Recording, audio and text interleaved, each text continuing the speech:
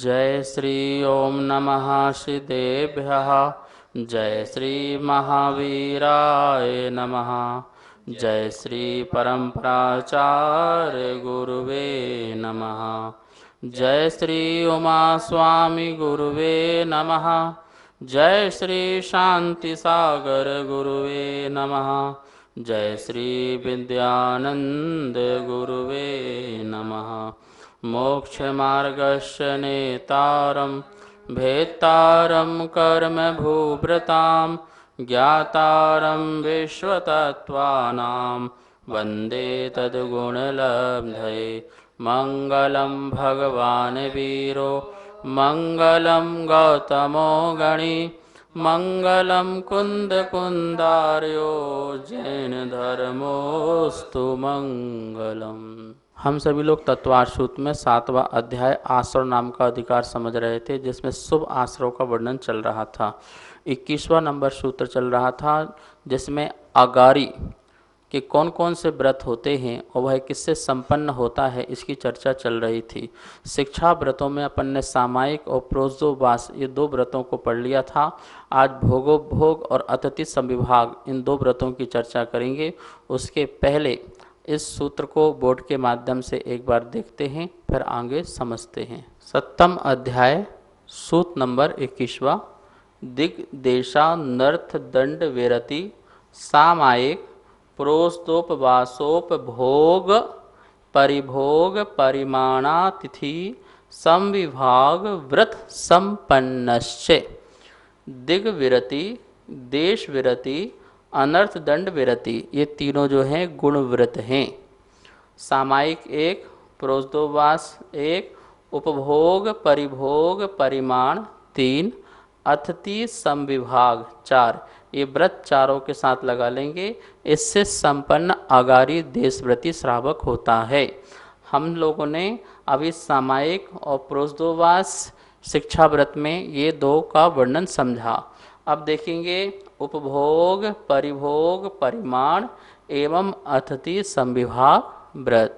5 अणुव्रत में हमने 5वां नंबर का परिग्रह परिमाण अणुव्रत में जाना था कि जीवन पर्यंत के लिए परिग्रह का परिमाण बनाया था। अब उसमें भी प्रतिदिन के हम नियम लेते हैं, अपनी सीमा बनाते हैं भोग और उपभोग की। परिग्रह 2 ही प्रकार का है, एक भोग रूप और एक उपभोग रूप। जिसे एक बार भोगा जाता है उसे भोग कहते हैं, जैसे बार बार भोगा जाता है उसे उपभोग कहते हैं। सूत्र में यहाँ पर आचार्य भगवान ने यद्यपि उसे उपभोग कहा है, भोग को उपभोग कहा है और उपभोग को यहाँ परिभोग कहा है।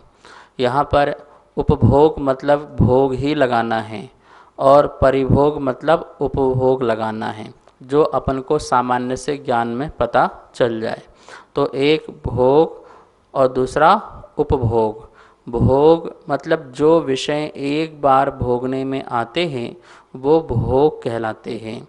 जो बार बार भोगने में आते हैं उसे उपभोग कहते हैं। मतलब जो वस्तु को हम बार बार यूज कर सकते हैं, उपयोग कर सकते हैं, वो उपभोग है। जैसे गाड़ी है तो गाड़ी को रोज़ उपयोग में लाया जा सकता है।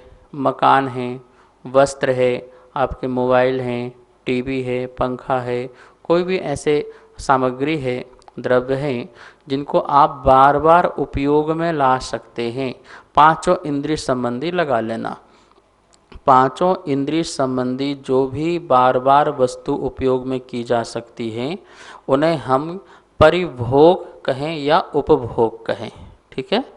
और जिस वस्तु को मात्र एक बार ही उपयोग में ला सकते हैं, दोबारा उसको उपयोग नहीं कर सकते हैं, उन्हें अपन भोग में लगाएंगे। जैसे आपने शरीर में तेल लगाया तो तेल लग गया, अब उस तेल को निकाल करके पुनः शीशी में रख लो और बाद में कल फिर लगा लो। ऐसा हो सकता है क्या? ऐसा संभव है? तो ऐसा संभव नहीं है, वो एक बार ही उपयोग में आया। जैसे आपने भोजन किया तो भोजन कर लिया, अब वो तो मल आदि बन गया, शरीर में खून हड्डी आदि जो भी धातु उपधातु हैं वो उस रूप में चला गया। अब वो पुनः भोजन रूप में अभी हम निकाल नहीं सकते हैं, उसका पर्याय चेंज हो गया। तो इस प्रकार से भोजन भी कैसा रहा, वो भोग रहा। तो इसी प्रकार से हम रसना इंद्रिय संबंधी, चक्षु इंद्रिय संबंधी, स्पर्शन इंद्रिय संबंधी, किसी भी पांचों प्रकार की जो इंद्रियां हैं उस संबंधी कोई भी वस्तु यदि ऐसी है जिसको हम एक बार ही उपयोग कर सकते हैं तो वो उसको अपन भोग की कैटेगरी में डाल देंगे, और जिसको अपन बार बार उपयोग कर सकते हैं उसको अपन उपभोग की या परिभोग की कैटेगरी में डाल देंगे। इस प्रकार से ये भोग और उपभोग का अंतर पहले तो ये समझना, और फिर इसके बाद इसका सीमा निर्धारण करना, मर्यादा बनाना कि मैं भोग की जो वस्तुएं हैं उसे एक दिन में कितने बार उपयोग करूंगा। जैसे भोजन है तो भोजन में कितने बार लूँगा, एक बार लूँगा, दो बार लूँगा या तीन बार लूँगा। इस प्रकार से आप दिन में जो भोजन करना है उसकी आपको मर्यादा बनाना पड़ेगी कि मैं दो बार लूँगा और इतने समय में ही लूँगा। काल की मर्यादा भी बनाना है और उसको उपयोग करने का भी मर्यादा बनाना है, कितना उपयोग करना है। तो जैसे किसी व्यक्ति ने लिया दो बार का नियम कि मैं दो बार ही बैठ करके आसन लगा करके मौन पूर्वक ही भोजन ग्रहण करूंगा, तो ये आपकी रसना इंद्रिय संबंधी जो है भोग वस्तुओं की सीमा बन गई। और उसमें काल भी निर्धारण कर लिया कि मैं सुबह टाइम जो है 10 बजे ही लूँगा और शाम को जो है वो मैं 5 बजे ले लूँगा। तो इस प्रकार से आपने काल की सीमा भी बना ली और भोग वस्तु की सीमा भी बना ली। इसके बीच में आपकी आसक्ति बिल्कुल समाप्त हो गई। ये फायदा है आपका। अब आपको भोजन का विकल्प जाएगा नहीं, क्योंकि आपकी मर्यादा बन चुकी थी। हाँ 5 अभी नहीं, अभी 10 नहीं बजे, अभी नहीं। तो आप सुबह टाइम भी अच्छे से धर्म ध्यान कर सकते हैं और बीच के समय में भी आप धर्म ध्यान कर सकते हैं। तो आपको विकल्पों से मुक्ति हो जाती है यदि आप इस प्रकार से ये नियम अपने जीवन में ले लेते हैं। ये तो भोजन का हो गया। अब पेय पदार्थ भी, पेय पदार्थों में भी हम नियम ले सकते हैं। श्रावक जैसे है, भैया भोजन तो 2 टाइम हो गया, पानी बीच में एक आध बार ले सकते हैं। जो जिनकी औषधि आदि चलती हो तो औषधि ग्रहण करने के लिए मैं उसका ये टाइम समय निर्धारित करता हूँ, और पानी का भी समय, दूध या पानी का, वो भी दिन में। तो इस प्रकार से पेय पदार्थ का भी, खाद्य पदार्थ का भी, और ये स्वाद पदार्थ, लेह पदार्थ, इन सब चारों प्रकार का जो होता है भोजन, वो भोग में आ जाएंगे, वो हमारे रसना इंद्रिय संबंधी में आ जाएंगे। और उसमें भी एक कैटेगरी बनाना, भोग पदार्थ में भी मैं अनाज कितना लूँगा, मैं 10 अनाज लूँगा, 4 अनाज लूँगा, 2 अनाज लूँगा। हरी में भी मैं, हरी 10 लाख प्रकार की होती हैं, उस हरी में भी मैं जो है 10 हरी या 20 हरी, 5 हरी, 2 हरी, 1 हरी, उसमें तो आपने परिग्रह परिमाण में तो उसमें जीवन भर के लिए आपने जैसे कि बोलते कि 50 हरी रखी। अब भोग में क्या करेंगे, भैया हम 10 ही लेंगे, आज हम 10 ही लेंगे, या 1 महीना भादो चल रहा है, भादो में हम 4 हरी ही लेंगे, 2 हरी ही लेंगे, या हरी ही नहीं लेंगे। तो इस प्रकार से जो आप एक सीमा तैयार करते हो कि इतने काल, इतने समय, इतनी वस्तु और इतने समय तक, इसका नाम भोगो भोग परिमाण लगाना। ठीक है ना। तो कितना आप अपने आप को संयमित रखते जा रहे हैं। 6 प्रकार का रस होता है, तो उसमें हमने तेल का त्याग कर दिया, घी का त्याग कर दिया, या कभी मीठे का त्याग कर दिया।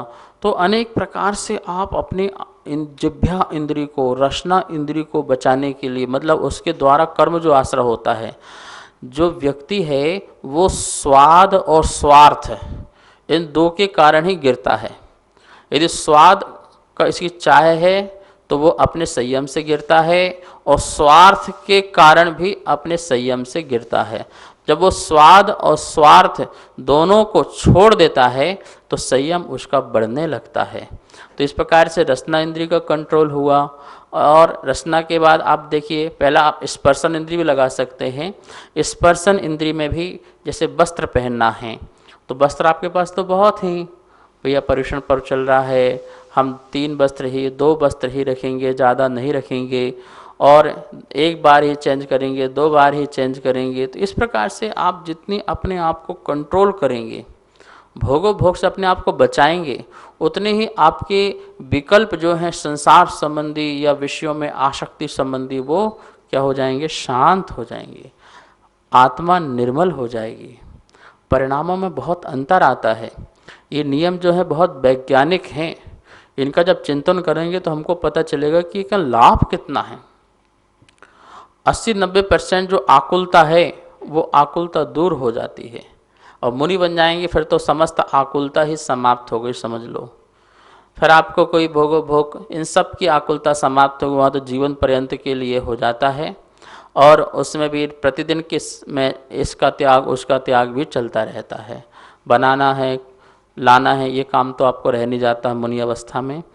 तो भोग में आप स्पर्शन इंद्रिय संबंधी में आप लगा लीजिए, रसना इंद्रिय संबंधी, घ्राण इंद्रिय संबंधी, सूंघने आदि की जो वस्तुएं हैं उनको भी आप मर्यादा बनाइए, ठीक है ना। और चक्षु इंद्रिय संबंधी में भी हमें यहाँ घूमने जाना है, वहाँ घूमने, भी मैं 1 महीना कहीं नहीं जाऊँगा, मुझे कहीं कुछ घूमना नहीं है, मैं टीवी नहीं देखूँगा, टीवी में सिर्फ धार्मिक चैनल ही देखूँगा, दूसरे चैनल नहीं देखूँगा, ये सब कंट्रोल है। जैसे कि आँख बंद करके मैं 1 घंटे ध्यान में बैठूँगा, बाह्य जगत को नहीं देखूँगा, तो इस प्रकार से अपने चक्षु इंद्रिय में भी कंट्रोल करना। नासाग्र दृष्टि में बैठूँगा, नासा दृष्टि ध्यान करूँगा, तो ये बाह्य विषयों से अपन को बचना है।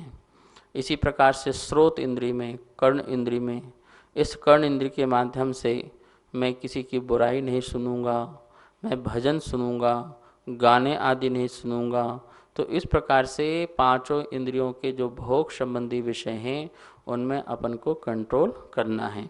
भोग में जैसे भोजन है, पान है, गंध है, माला है, वस्त्र है, आभूषण है। तो इस प्रकार से जैसे फूल आदि की माला 1 दिन ही उपयोग होती है, इसलिए माला का नाम लिया है।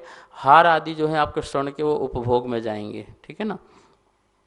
अब परिभोग जो शब्द है, परिभोग यहाँ पर उपभोग ही समझना।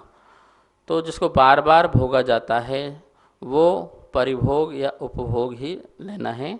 ऐसे पदार्थ, तो ऐसे पदार्थ कितने हैं, बहुत ऐसे पदार्थ हैं जिनको अपन बार बार उपयोग करते हैं।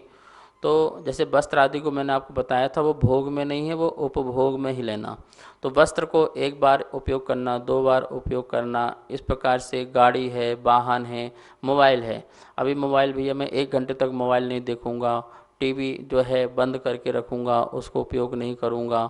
तो इस प्रकार से आपको उपभोग संबंधी जो वस्तुएं हैं उनमें भी इतना ही उपयोग करूंगा और इतने काल तक ही उपयोग करूंगा, इससे ज़्यादा नहीं। इसकी भी मर्यादा बना करके रखना। इन दोनों के जो त्याग हैं, इनका जो कंट्रोल है, संयम है, इसे व्रत कहते हैं। तो भोग और उपभोग का परिमाण, इसका नाम क्या है, परिमाण। भोग का भी परिमाण बनाना और उपभोग का भी परिमाण बनाना, इसका नाम क्या है, भोगो भोग परिमाण व्रत। जैसे भोजन करने के लिए आपके पास बर्तन है, बहुत सारे बर्तन हैं, तो उन बर्तनों को परिमाण बनाना कि मैं इतने ही बर्तन रखूँगा, इतने ही बर्तन में ही भोजन बनाऊँगा, ज़्यादा बर्तन नहीं। क्यों, ज़्यादा बर्तन होंगे तो ज़्यादा आरम सारम होगा, ज़्यादा पानी लगेगा, इतना सर्प लगेगा, इतनी राख लगेगी, फिर वो पानी बहाएंगे, फिर जीव हिंसा आदि होगी, तो कितना ज़्यादा आरम सारम हो सकता। तो कम बर्तनों से उपयोग करके अपना भोजन पानी आदि, तो कम बर्तन और कम वस्त्र, इस प्रकार से अपने आप को समेटते जाओ। लास्ट में सिर्फ आपका ये शरीर बचे और कोई परिग्रह ना हो, और फिर ये शरीर भी ध्यान में अपने पास ना रहे। अप्पा अपम में रदो, आत्मा आत्मा में रदे, यहाँ तक अपन को पहुँचना है। नमोस्तु आचार्य श्री। भोग और उपभोग का परिमाण हमें कितने प्रकार से बनाना चाहिए? भोग और उपभोग का जो परिमाण है या उसका परिसंख्यान, उसकी मर्यादा, आचार्य अकलंक देव ने राजवार्तिक में बताया है, 5 प्रकार से बताई है। पहला बताया है त्रसघात, दूसरा प्रमाद कारक, तीसरा बहुस्थावर घात, चौथा अनिष्ट और 5वां अनुपसेव्य। त्रसघात, जिसमें त्रस जीवों का घात होता हो, जैसे मांस है, मदिरा है, मधु है, उदंबर फल हैं, शिकार आदि है, इसमें साक्षात 30 जीवों की हिंसा होती है। तो इनका तो हमेशा हमेशा के लिए परिमाण बना लेना चाहिए त्याग का, कि इनका कभी भी मैं उपभोग नहीं करूँगा। फिर से, इनका मैं कभी भी उपभोग नहीं करूँगा, ऐसा परिमाण हमें जीवन भर के लिए बना लेना चाहिए। तो त्रसघात कारक भोग उपभोग का परिमाण ऐसा जीवन पर्यंत के लिए बनाना चाहिए। और प्रमाद कारक, जिन वस्तुओं को खाने से हमें प्रमाद आता हो, ऐसी वस्तुओं का भी हमें त्याग कर देना चाहिए। क्योंकि प्रमाद आएगा तो विवेक बुद्धि नष्ट होगी, बुद्धि भ्रष्ट होगी, तो हमारा संयम जो है छूटेगा नियम से, असंयमी हो जाएंगे। तो ऐसी वस्तु बहुत होती है जिनको खाने से बहुत प्रमाद आता है, सामायिक में मन नहीं लगता है, निद्रा देवी बहुत सताती है, और हमारे अंदर विकार आदि भी पैदा होता है। क्या अच्छा है क्या बुरा है, इसका भी विवेक जो है वो नष्ट हो जाता है, और वह व्यक्ति मोही बहुत हो जाता है। जैसा मदिरा पीने वाला व्यक्ति बेहोश हो जाता है, क्या अच्छा है क्या बुरा है वो भला समझ नहीं पाता है, ऐसे ही प्रमाद युक्त जो वस्तु हैं उन वस्तुओं का उपभोग करने से भी ऐसा होता है। इसलिए प्रमाद कारक जितनी भी वस्तु हैं उनका भी हमेशा हमेशा के लिए त्याग कर देना चाहिए। बहुस्थावर घात, बहुस्थावर घात मतलब बहुत जीवों की जिसमें हिंसा होती हो, उनका भी हमेशा हमेशा के लिए त्याग कर देना चाहिए, चाहे वो भोग की हो और चाहे वो उपभोग की वस्तुएं हैं। जैसे कि अदरक है, मूली है, आलू है, गाजर है, आदि अनेक जमीकंत वस्तुएं हैं, और ऐसी बहुत सारी और भी वस्तुएं हैं जिसमें तरस जीव भी पाए जाते हैं, बहुत स्थावर जीव। मतलब कि देखिए, जमीकंत में जो साप्रतिष्ठित वनस्पति है वह अनंतकाय जीवों को धारण करने वाली है, और उसको हमें ग्रहण आदि करने से कितने जीवों की हिंसा का दोष लगता है। तो ऐसे भोग वस्तुएं और ऐसी उपभोग की वस्तुएं बहुत सारी हैं जिसमें बहुत जीवों की हिंसा हो सकती है। तो उन उपभोग वाली वस्तुओं को भी हम ग्रहण ना करें, हमेशा का त्याग करें। इस प्रकार से बहुस्थावर घात का भी आप त्याग करें। अनिष्ट, जो आपके लिए अनिष्टकारी हैं, वो अनिष्ट वस्तुओं का भी आप क्या कर दें, त्याग कर दें। ऐसे भोग वस्तु में अनिष्टकारी और ऐसे उपभोग में भी, जैसे कि यान है, वाहन है, गाड़ी है, रथ है, घोड़ा है, अलंकार है, आदि ऐसी वस्तु जो हैं आपके लिए यद्यपि इष्ट हैं, लेकिन बहुत सारे जीवों के घात के कारण होने के कारण आप इनका भी त्याग कर सकते हैं, अथवा मर्यादा में कुछ ही रखें। एक गाड़ी से काम चल सकता है तो आपको 100 गाड़ी रखने की ज़रूरत नहीं है, या 2, 5, 10 गाड़ी रखने की ज़रूरत नहीं है। कम से कम में काम चल जाए और अधिक हिंसा भी ना हो, इस बात का भी ध्यान रखा जाए। ऐसे ही भोग वस्तु में जो आपको इष्ट नहीं है तो उसे भी आप अनिष्ट समझ के छोड़ दीजिए। जो आपकी प्रगति विरुद्ध हो, जो आपके स्वास्थ्य वर्धक भी ना हो, तो ऐसी वस्तु भी जो हैं वो अनिष्ट वस्तु कहलाती हैं, तो उनका भी हमें त्याग करना चाहिए। और अनुपसेव्य, जो सौ को तो इष्ट है लेकिन अन्य लोगों के लिए वह इष्ट नहीं है, वो उपविष्ट है, ऐसी वस्तु को भी हमें क्या करना चाहिए, छोड़ देना चाहिए। ऐसे वस्त्र पहनना जो आपको तो अच्छे लग रहे हैं लेकिन दूसरों को अच्छे नहीं लग रहे हैं, तो आपको ऐसे वस्त्र भी नहीं पहनना चाहिए जो हमें हमारे ब्रह्मचर्य में दोष लगाएं, जो हमारे संयम में दोष लगाएं। ऐसे भड़कीले और अर्धनग्न वस्त्र जो हैं उन्हें भी ग्रहण नहीं करना चाहिए, वो भी अनुपसेव्य हैं। नभोस्तु आचार्य श्री, भोगोपभोग व्रत रूप जो सामग्रियां हैं उनको हमें नियम रूप से पालन करना चाहिए या फिर यम रूप से? भोग और उपभोग की जो सामग्रियां हैं, कुछ ऐसी सामग्री हैं जो ग्रहण करने योग्य नहीं हैं, उनको तो यम रूप से हमें नियम ले लेना चाहिए। और बाकी जो ग्रहण करने योग्य हैं लेकिन फिर भी उसमें आसक्ति का हमें भाव छोड़ना है, उसका परिमाण बना करके उसे नियम रूप से ले लेना चाहिए। नियम जिसमें काल की मर्यादा होती है इतने समय तक के लिए, और यम जो होता है वो जीवन पर्यंत के लिए होता है। इस प्रकार से यहाँ पर भोगोपभोग के बारे में चर्चा हुई, और आचार्यों ने यहाँ कहा है कि जो श्रावक इस प्रकार से भोगोपभोग परिमाण व्रत का पालन करता है वो निश्चित ही परम सुख को आगे जाके प्राप्त होता है और यही उसका रास्ता है परिग्रह से मुक्त होने का। एक दिन वो अपरिग्रही हो जाता है और अपने परमार्थ पद को शीघ्रता से पा लेता है, यह उसका लाभ है। चौथा व्रत है अतिथि संविभाग व्रत। यह अतिथि संविभाग व्रत जो है बहुत सुंदर है श्रावक के लिए और उसका पालन जरूर करना चाहिए। अतिथि का अर्थ क्या होता है? तो चारित्र सार ग्रंथ में, यशस्तिलक चंपू में, हरिवंश पुराण में आदि में अनेक जगह अतिथि शब्द की परिभाषा बताई है। आ मतलब नहीं, तिथि मतलब तारीख, जिनकी कोई तिथि नहीं होती है आने और जाने की, जिनका कोई निश्चित नियमित समय नहीं होता है आने और जाने का, उसका नाम है अतिथि। तिथि जानते ना, जैसे पंचांग में बोलते हैं आज कौन सी तिथि है, एकम है, द्विज है, तीज है, तो इसको अपन तारीख बोल देते हैं। तो जिनकी तिथि नहीं है, आ मतलब नहीं है, ना आने की, आपके यहाँ आने की, और ना ही आपके यहाँ से बिहार कर जाने की, उसे कहते हैं अतिथि। तो अतिथि कौन है? तो मुनिराज जो हैं, सम्यक दर्शन, सम्यक ज्ञान, सम्यक चारित्र का पालन करने वाले जो मुनिराज हैं, उन्हें हम अतिथि कहते हैं। जिनका अनियत विहार होता है, नियत विहार नहीं होता है, और वो जब चाहें तो आ सकते हैं, जब चाहें तो जा सकते हैं। अपनी साधना के अनुकूल ही वह आते हैं और जाते हैं। तो ऐसे जो अतिथि हैं, आपके महाभाग्य से आपके गांव में, आपके नगर में, आपके मंदिर में आते हैं आहार आदि के लिए, तो उनको हमें क्या करना है? उनके लिए भी दान आदि हमें आहार आदि का देना है।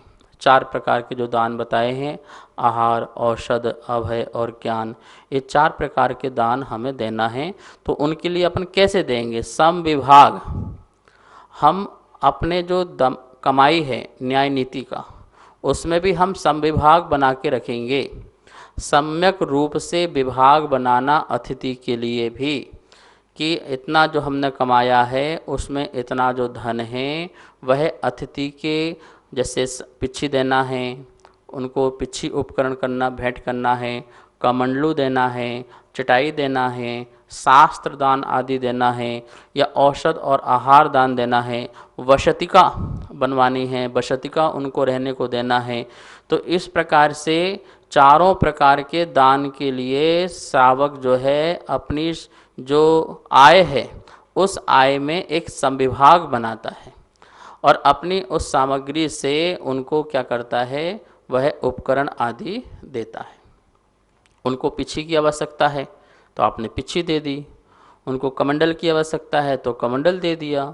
तो जो उनके संयम के उपकरण हैं वो देना, जो असंयम के उपकरण हैं वो मत देना, जो संसार में फंसाने वाले उपकरण हैं उनको नहीं देना है, जो उनकी संयम में वृद्धि करें। क्योंकि 4 प्रकार के दान में आप वही चीज़ लगाना जो उनके संयम के उपकरण आदि हों।